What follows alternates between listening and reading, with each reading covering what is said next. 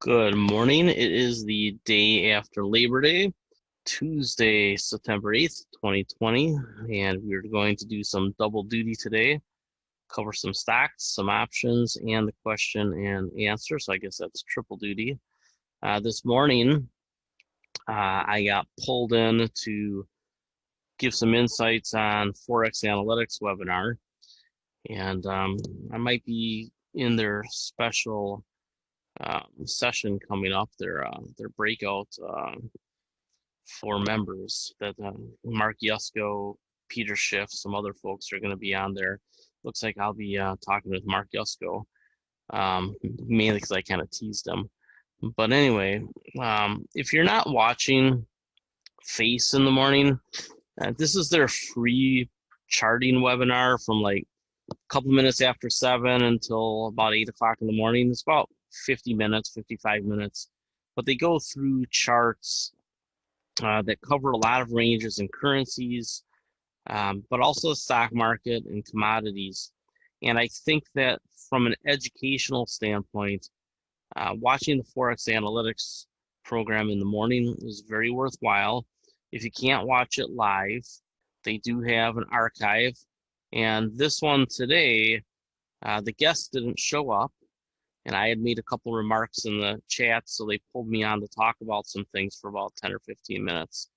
And it really came down to, I made a point that helicopter money is inevitable, something I've been saying for several years, because it is impossible to pay off the debts that have accumulated on the planet. Right now, what people and corporations and governments face in debt would literally take 8, 9, 10 generations to pay off. We really aren't going to want to deal with a century or longer of deflationary pressure. The deflationary pressure from demographics is going to wear off in the next decade or two. So in the next decade or two, we're going to have a crisis unless we preemptively solve the problem. And that'll be a kind of a great reset. Now, I think that it's either going to require helicopter money then or helicopter money sooner. And the sooner, the less helicopter money that you have to do. So to avoid a calamity, we're going to have to do some things preemptively to avoid a massive retirement crash on this planet, because the baby boomers are spending less and less. COVID complicates matters, but they were doing it anyway. Japan, super old population. China, we're putting all sorts of pressure on China. And Europe is going to be slow growth forever as well. So the 4 largest economies are slow growth and all have demographic problems. Our demographic problems are the least onerous, but they peak 2030-ish, right? Our demographic problems peak around 2030 when the last baby boomers are getting on Social Security and Medicare. So we have about a decade to figure out a way to avoid that massive problem. And I suggested that helicopter money was the way to go, and I think that it is the way to go. It's just a matter of, do we wait till the crisis? And the difference between quantitative easing and helicopter money, and it's a massive difference, and people gloss over it. Helicopter money, you're just printing money. There is no debit on the other side of the ledger. A debit on the other side of the ledger is deflationary. So quantitative easing, which creates a debit on one side of the ledger while putting credit on the other side, is basically pulling forward future growth by creating a lot of liquidity today, but then you're piling up debt in the future, which is deflationary. So it's a calendar arbitrage. You're basically pulling future growth to today and then saying, I'll worry about tomorrow. Well, the tomorrows are starting to get closer and closer and closer, and the holes that we're in each day further into the future are deeper and deeper and deeper. So what we need is a massive inflationary shock that solves problems and doesn't create the deflationary debit on the other side of the ledger. If we wait until the deflation is roughly over and then do it, now we may have created a different problem with inflation. So right now, while you have deflation from demographics and debt to offset a helicopter money drop of, I think it's going to be $15-20 trillion that's necessary. I don't know if they'll do it. They'll probably do it in multiple pieces. You have the deflationary pressures offsetting the inflationary, and then you move back towards organic growth over a decade. As the deflationary pressures disappear and the inflationary pressures only trickle in versus all at once, which is what countries like Zimbabwe have done. So we touched on that here, and I'm actually writing an article about it to follow up on other articles that I've written years ago, and I haven't done a lot of follow-up on. So I would encourage you to watch this FACE session. They talk about the market, and then I get in at the last 10 or 15 minutes. That's Forex analytics. I don't know if you're not a trader, if you're not a day trader, you don't need this. And they really do focus a lot on currencies and commodities. So if that's not your thing, just this morning webinar for free, I think is awesome. But go ahead and sign up for $1. I don't have any discount codes for you. I don't get anything from these guys. They give me a free membership, but I don't get any compensation. I just think that this is probably, of all the webinars out there that you can watch on a daily basis, whether it's Real Vision or Hedge Eye or anything, I think that these guys are the most straightforward, to the point, and give you very useful information.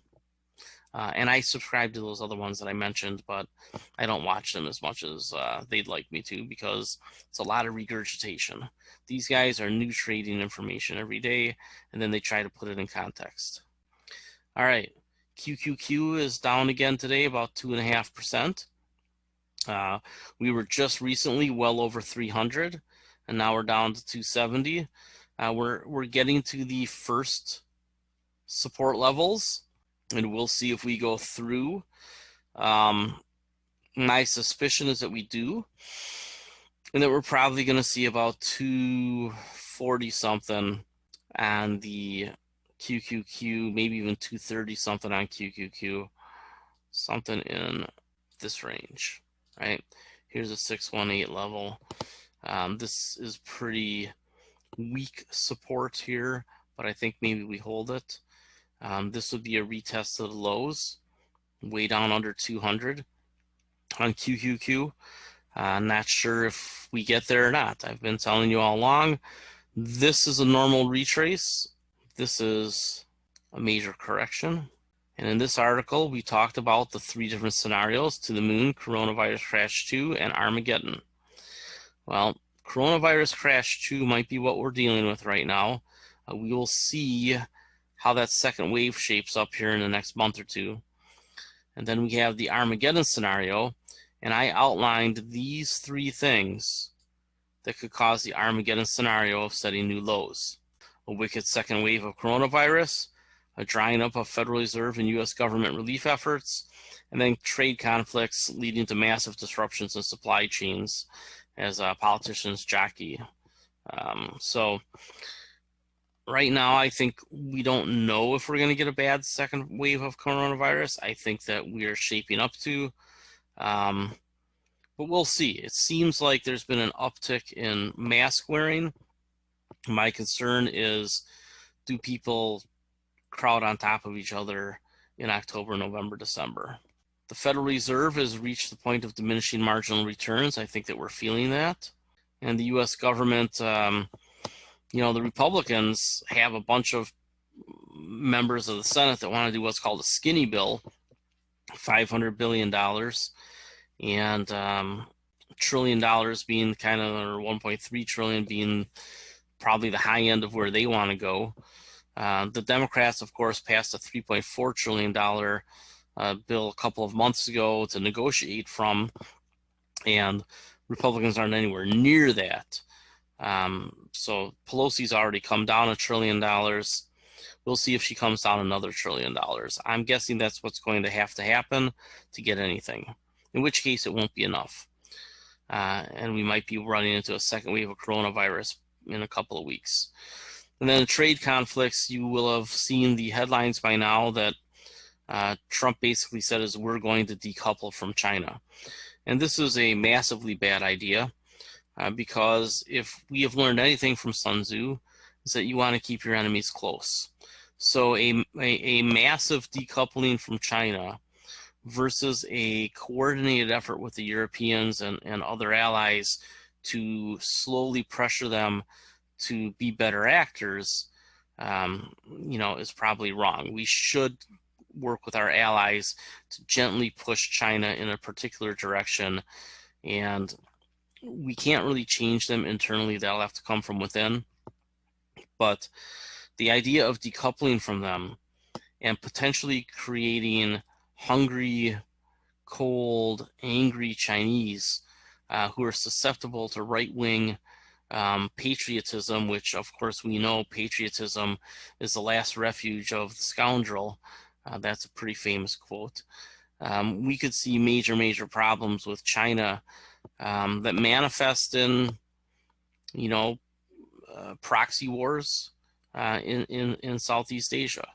And we've done that already. It doesn't work out well.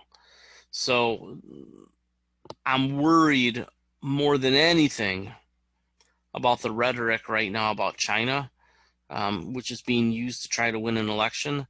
But I think that President Trump means it. I think he would put the screws to China, in which case China is obligated to put the screws back to us, and that could create something horrible.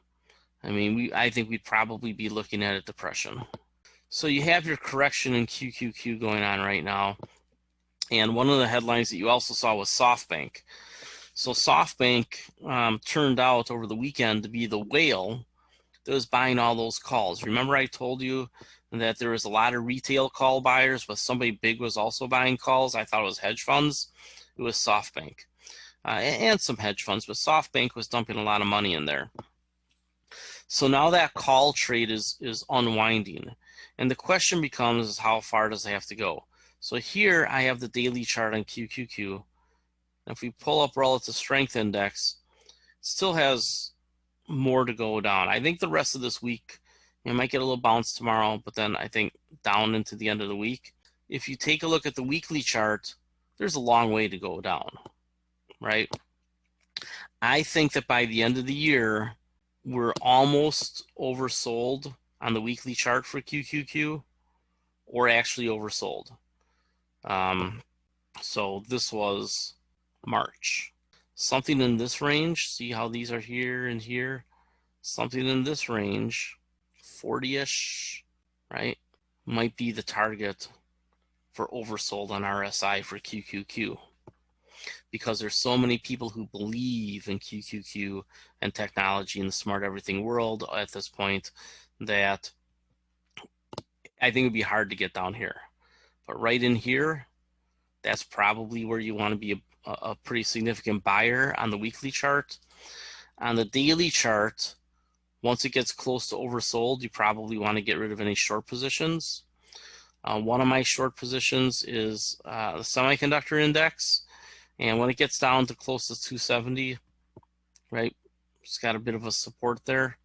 I'll probably close my short positions. I already have the orders in the sell at a profit, and I'm about even on these right now. And I started buying them here as it approached that line. Then it blew through that line. And I almost had to close those positions. But now I'm back just barely in the money. And so as we get closer to the 270 something for SOXX, that's probably where you want to close your short positions and reassess, reestablishing short positions if there's a bounce back up to 290 something. This rally has been pretty stupendous. I mean, take a look at 2016 to now. I mean, that's a triple in 4 years. As important as semiconductors are, charts that do that usually don't hold. This consolidation region in here, right, it hit, jitterbugged, came down, broke through, retested, broke through, retested. This number right here, about 174, I can't see us getting below this level again, but if we did, then that 150-ish is in play. And that would be a 50% correction from the high. So that's why the bottom fishing is way down here, but the top of the range is way up here. It's a wide range. We don't know exactly how much juice is left. I suspect not much. Another article that I'm writing today, which I really wish I would have had out over the weekend, but I decided to screw off, has to do with labor beating up the unemployment beating up the stock market. And I think that that's very likely because what we're seeing is the layoffs are spreading from the hospitality and service workers that make 10 to 15 bucks an hour up to six-figure earners.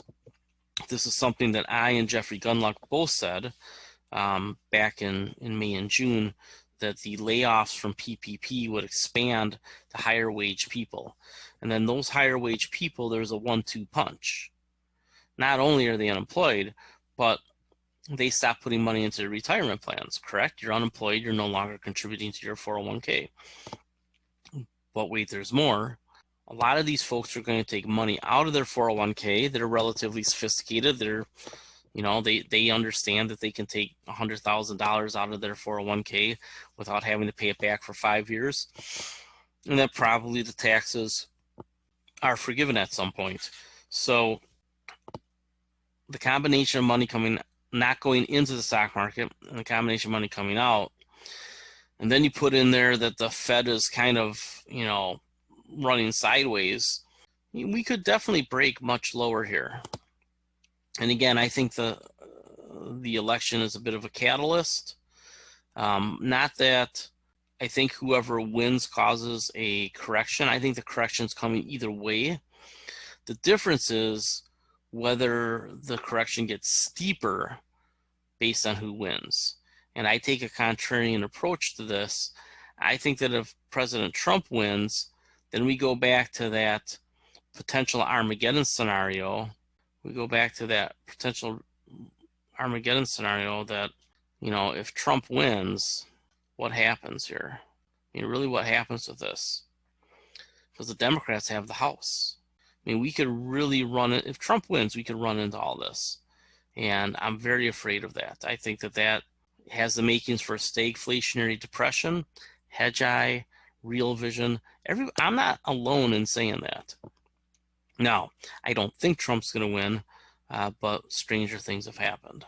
So close your shorts around here and then become a buyer down in here, because you'll see that's pretty good support here. There's a 618 line, multiple lines of confluence, different Fibonacci levels. So right around 200, a 30% correction on SOXX is where I think I'm probably going to be a big buyer. Right around 200.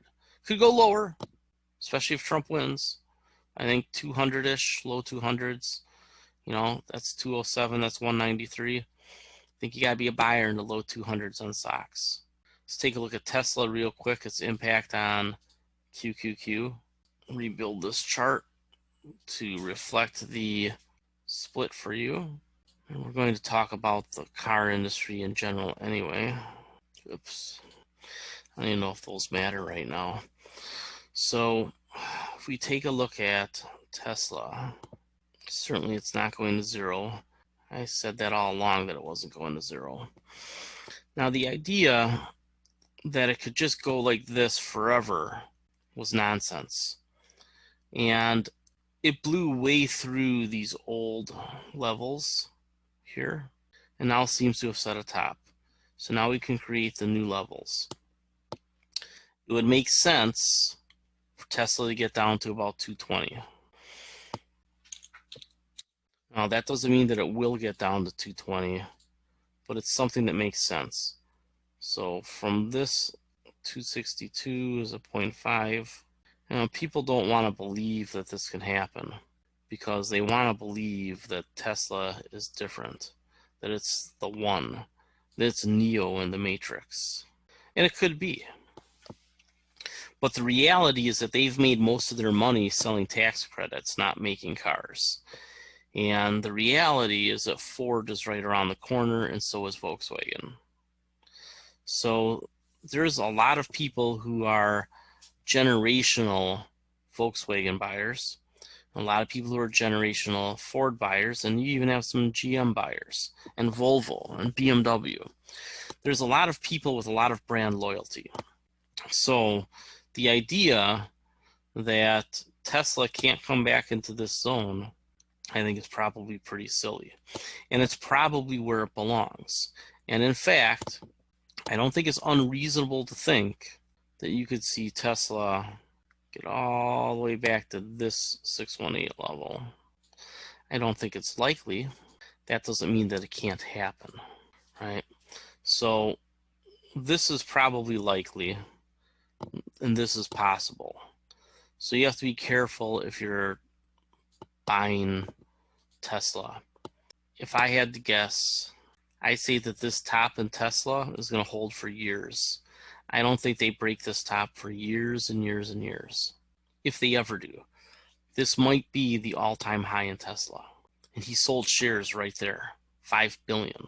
So as this comes down, the people who have the options to buy those shares are going to get those shares. And as the tax credits that they've been selling wear off next year and the year after, especially if Biden wins, the tax credit market probably changes. And I don't know if it's good or bad for the car companies or for a company like Tesla. We'll have to wait and see. So if the credit trading, the carbon credit trading changes, that'll change what happens here. And we just have to wait and see what that is. This level looks like it's going to break, right? Looks like it's breaking right now. So next level is low 260s, all the way down to potentially under 200, which, you know, I thought that it was overvalued here, and I was wrong. But maybe I was right. We'll see. If it comes all the way back down here, then I was right, but I was just early, which is wrong in most cases. Somebody asked about Nikola today. How does their deal with GM affect Ford? It doesn't. One of the things I talked about way back in day one when I introduced this company to you, when it was still trading as a shell company, as a SPAC, was that the guy who runs the company or one of the guys who runs the company is a GM guy. So it always made sense for them to do a deal with GM. And GM is going to produce their cars for them. Think about this like semiconductors. Everybody's moving to the model in semiconductors where you have a couple of big fab companies like Taiwan Semiconductor, and you just tell them what you want built for you. I don't know that the car companies quite go that route, but it makes sense for new startup car companies with EV designs to go to a GM or a Ford, right, or Volkswagen and say, hey, as you know, you're not going to use as many plants for ICE vehicles. How about we take one of these plants and convert it to EV, and you can build our EVs for us. So I think you're going to see some contracting out of certain cars, and those will be your harbingers of who's going to get bought out. I believe that Nikola probably gets bought by GM at some point. That's my anticipation. I don't know if the stock price is all that much higher. I think as it approaches its former high, you probably see GM come and say, well, let's just make this a GM nameplate. And seeing as they've gotten rid of Pontiac and Oldsmobile, they need to add something that makes the millennial buyer who's starting to control the market, more likely to buy GM stock. I'm not a big fan of GM stock. I don't like their balance sheet. And I just think that as good of an executive as Mary Barra is, I don't know that she can outmanage all the legacy problems. So I'm not really a buyer of GM. It's been pretty range bound since they came out of bankruptcy. I think it'll stay range bound. Could you trade it? You could trade it. I'm not going to. Ford, on the other hand, I think has a long way to go up. It's somehow up a point today. And that's because I believe that all the things I've told you are going to cause them to break out.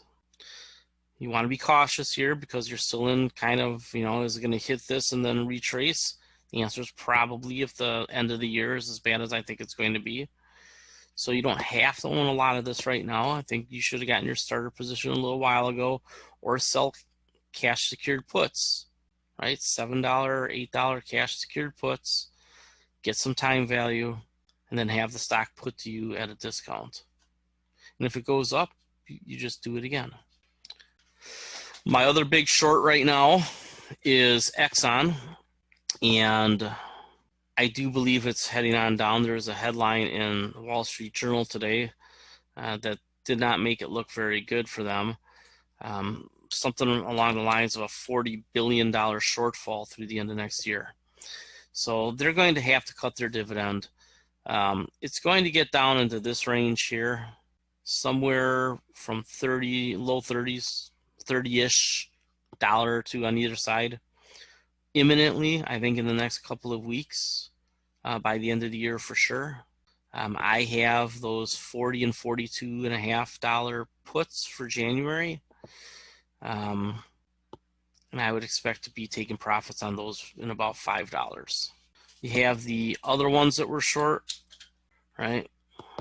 So Continental Resources, if they break through this zone, they're going back to single digits. Devon Energy just got back into single digits. I talked about them a week or two ago at about 12, 13. And Occidental has also turned back down. They'll be single digits soon. So if any of these rebound back up to these lines, right? So if Occidental gets a rebound back up to, say, into 16, 17 range, go ahead and reshort it. Devon, let's see what happens here first. It really had a hard time getting through here. I think Devon's in very imminent trouble of bankruptcy. In Continental Resources, I told you that I think that Harold Hamm wants to take this private. So I think this is the easiest short, is Continental Resources. It's about to break through. I think you can short this right now. Buy some puts. I think it's almost certainly going down to that 5 to 8 zone. So if you can get a price on some puts, go ahead and do it. And I think January puts are fine. I don't think you have to go out any further than that. Let's finish up with gold. Barrick Gold, this is the one that Warren Buffett bought, popped it up. It's coming back to you. I think this price level right here, see, that's pretty structural. Bounced off it, came down, bounced off it, came down, broke out on the Warren Buffett news. So at about $23 a share, I think you probably are a buyer of Barrick Gold. And I think that you can probably sell puts on it so that you would get a net price of 23. So if you can sell the 25 and get $2, something along that line, I think what you'd probably want to do. Got Newmont here. Again, I don't know if it's going to break below about 62. I could really bring that up. But it makes sense to me that this middle area here is where we want to be bigger buyers. So from about, just outside that 618 line, I think that's probably where you want to buy this, right? 50-ish, just under 50. I think it's a screaming buy if it gets back down there, screaming buy. Because this represents a breakout. I'd have a hard time seeing Newmont below 45. Could happen, on sell-offs due to margin calls. But I'd have to probably start loading up the truck at 45 if there wasn't a lot of downward momentum. And then the easy way to play the gold stocks is GDX, right? If it gets down to about 36, probably start selling puts. I think in the low 30s, you really buy up a lot of the stock again. This area here represents a legitimate breakout. and now we're just retesting. So from here to here, a retrace of half of that would make sense. So again, middle 30s on GDX. That's probably where you want to start closing your covered calls that we wrote and selling puts. And something that I would suggest to you is do a combination. If you close your covered call and you've lost a little money on it, sell a put that gets that premium back for you. So for example, you sold a $35 covered call for $2. If it gets back down to 36, the stock or GDX gets back down to 36, you can get your money back. But let's say you sold covered calls at 30, which I have some of those. I need those to get down to about $6 here. I mean, I'd love for them to get down to 2, because then I'm in the money. Then I'm good again, because I got almost $3 on those covered calls. So at around 33, I can just close my covered calls on GDX, and I haven't taken any loss. However, I'm not so sure that's going to happen. So at 36, I can close those for about 6, take a $3 loss, but then I can turn around and sell a $3 put, probably down in the low 30s, get my money back. And if it gets put to me at 32, 30, 33, right in there, I'm okay with that. I'm okay getting a whole bunch more GDX with a cost basis close to 30. So that's how you have to do your own math to see, okay, I sold a covered call, how much can I close it out for? If I have to take a few dollar loss, I take a few dollar loss. Then how do I make that up? Do I make it up just by holding on to that GDX that's not going to get called away? Or do I want to sell a put that would give me a buy-in price around 30, a net buy-in price around 30? That's probably what I would do. And then the actual price of gold, I have this stretched out because I do think gold gets over 3,000 at some point, sometime by the middle of the decade. I can drag this out. And how low does it go? I've kept targeting 172. If you watch Forex Analytics, that's about what they're targeting as well. This is a level here that signifies a legitimate breakout. So could this just be a double top and we're going back into a bear market in gold? We could, but given the monetary situation and the fiscal situation, I don't think that's true. And especially given that it's getting harder and harder to mine gold at cheap prices. So I think the price of gold has a lot of support, likely all the way up to 3,000. So if you can buy GLD with a net price of around 170, you're doing very well. But see this support here? This level here I think is going to prove to be very strong. So from about here to there. I don't know that gold goes back below this orange box. It could, right? Anything could happen. But if it gets inside that orange box, I'm probably backing up the truck in the 150s and 160s. All right. I'll take just a couple of questions. Somebody asked, how much does the battery technology affect home batteries for sales? As I've said a couple zillion times, the batteries that we're going to start using for our houses, especially new constructions, right, are not going to be 100% lithium. And therefore, they won't be any smaller than they are now. I believe, in fact, that home batteries end up getting a little bit bigger in using some of the copper and zinc technologies that are out there, in addition to some lithium. So I don't see a big problem with Tesla as far as sales of batteries, because I don't think they're going to be gigantic in the solar and the rehab market. I think that they'll do pretty well in the new homes at some point, but they have to cut a distribution deal with somebody. And whether that's Home Depot or Lowe's or whoever, I don't know. I mean, Home Depot and Lowe's make sense to me because of the contractor relationships. So we'll see how that plays out. So in SunPower, same thing, is that I think that SunPower and Ford could maybe end up doing a deal at some point. I could see Ford issuing shares to buy large dealerships in cities that become showcase dealerships. I do see the dealership model going somewhere between what Tesla does and what GM and Ford currently do, right? And what the car dealerships currently are like. So I think you'll continue to see fewer car dealerships or car dealerships that gravitate to more gentrified areas.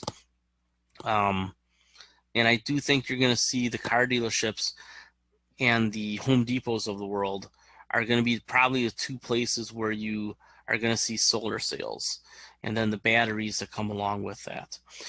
In your urban areas, you're not going to get a lot of solar development. That's going to be where the utilities dominate, right? The utilities will just do their own alternative energy. So we have to really consider what segment of each market is going to generate revenue, and then you have to back out the numbers from there. I don't really have any thoughts on Johnson Controls. They're okay. Somebody wants to know about the social capital ETFs. Somebody wrote an article on those here. This is a decent article. I would suggest reading it, but the guy who runs it, pretty sharp guy. One of these is going to be these are SPACs. These are all the rage right now. Set up a shell company and then buy a unicorn, or get a small cap and buy it, or take a minority position in a large cap like Ackman is talking about with his.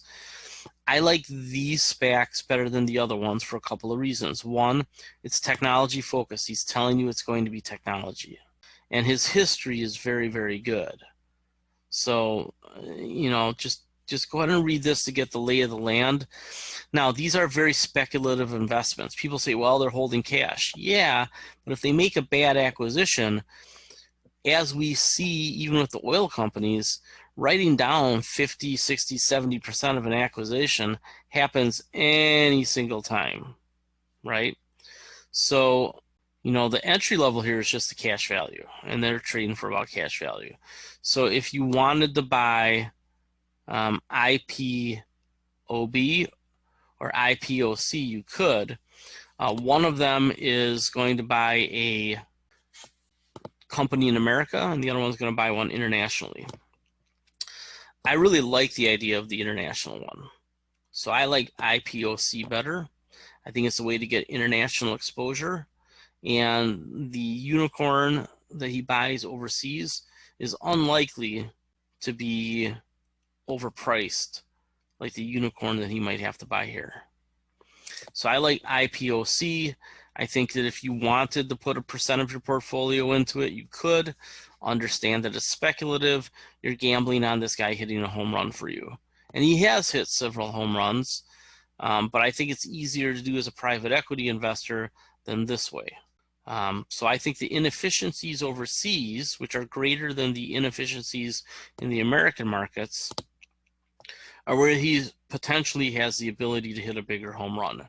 So if you're going to put 1% or a 0.5% of your money somewhere and looking for a triple, quadruple that's quick, like Nikola did or something, I think IPOC is probably a pretty good one to give a shout to. But again, remember, it's speculative. You don't know what he owns.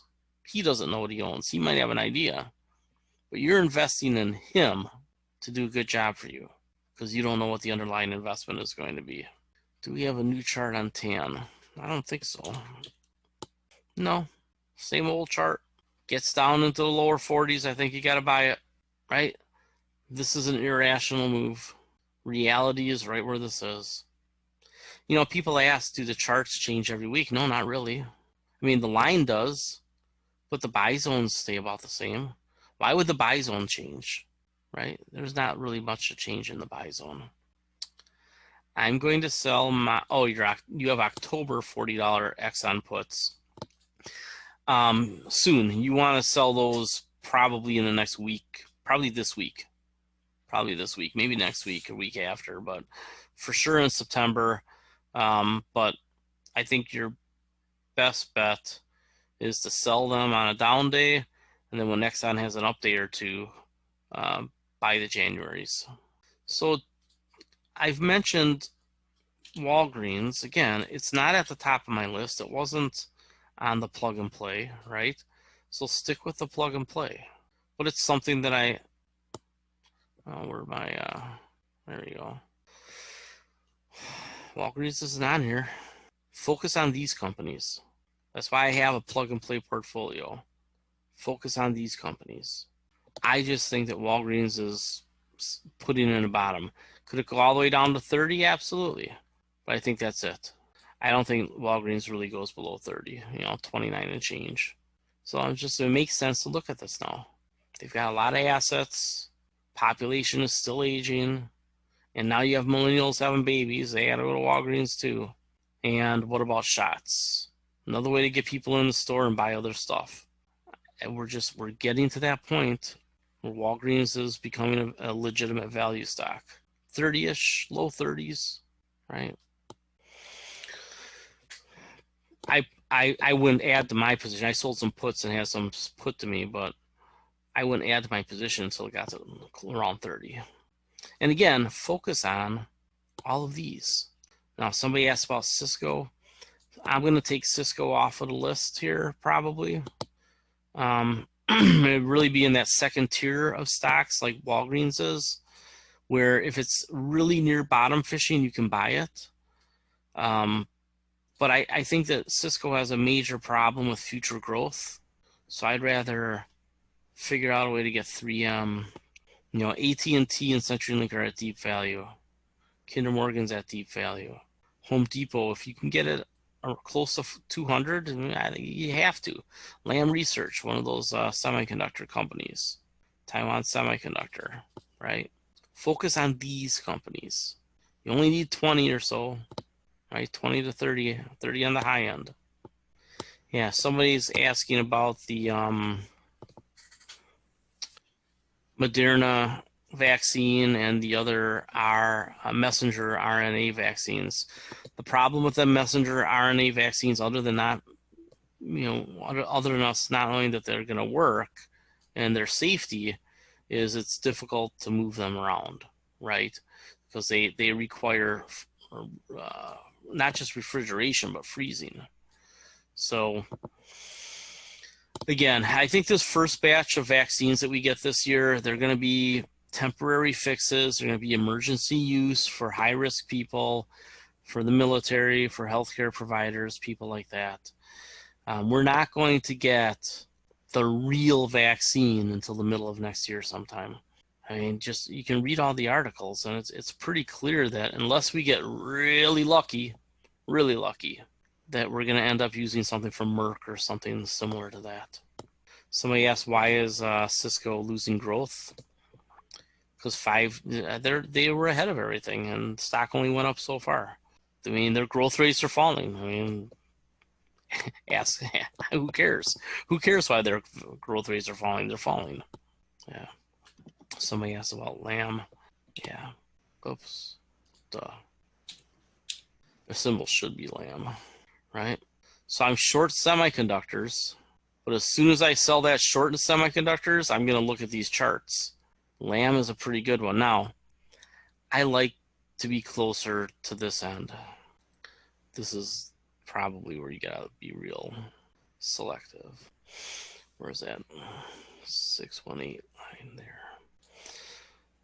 This is what I would anticipate in Lam. This is really where I'm gonna try to see. I'll update that one. So as I put in the orange boxes, this is really where I would like to get Lam. Doesn't mean you can't sell some puts up here, but this is the range I want. There's the structural support, right? It was resistance, broke through. But this is scary, right? Which means that the real bottom fishing is probably way down here. So if we get that Armageddon scenario, right, it could go down there, and I want people to be aware of that. I think this is where we get the buy. But if we have the Armageddon scenario, it could come way down here. That's not that low, right? It's a 70% retrace. That's huge. So knowing what they make, how much money they make, and what the real big trends are, I would say this is a series of higher lows, right? So I think you got a low, a higher low, a higher low, a higher low, and a higher low, probably. I don't think this sets a lower low. I think that's the sequence of higher lows is pretty convincing. So this is the box where I want to buy lamb. I actually did have one ex-client give me a call back, and I'm wondering about another one who I've been emailing with, so we'll see. I don't really care. You know, the folks who listen. The folks who don't. The folks who decide that missing a trade is the be-all and end-all, they're the ones that are going to chase themselves right into less money. So you don't make a trade because you missed the last one. There's always another trade. So just focus on the next one. Don't worry about the last one. Don't worry that you missed this rebound. Figure out how you're going to get back in, right? I've said all along that this year was going to resemble 2020.